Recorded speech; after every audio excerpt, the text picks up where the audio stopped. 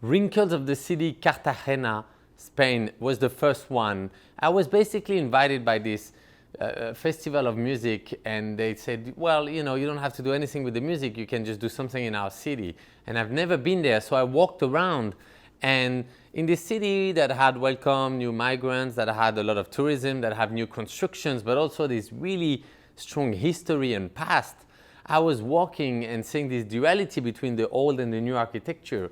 And I noticed the old people, the people who are more than 80, 90 years old, plus with the sun, their skin get really crumpled and they have a lot of beautiful wrinkles. And I saw them kind of like lost in between eras, that they would see all the changes. They had known what it was to live under Franco and then what it is to live in today's world.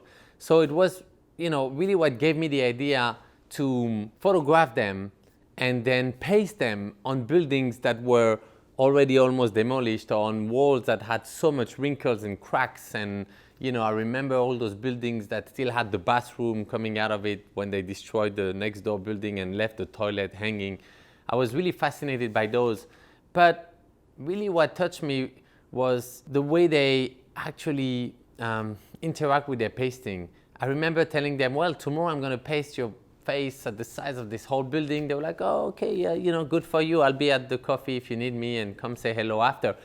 It didn't mean something like for our generation where suddenly you're going to be famous by being pasted up so big. For them, you know, it was just my art projects and they were happy with it, but their grandchildren were more excited about it than themselves. They got really excited when we did the book. That for them was something that would stay and be passed on in the family. Another point that I remember from that project also is the way I met them. In Spain, I mainly met all the elderly people into elderly house, elderly residence, where they would stay there together. So that's where I would go to meet old people, because they don't necessarily live anymore with their family. And that had depend on every country I went. Not this, you know, it was not the same thing in China where I could just meet them in the park, or in Cuba where they still live together with their family. So in each places, it was interesting to know about the society depending where the elderly people would be living.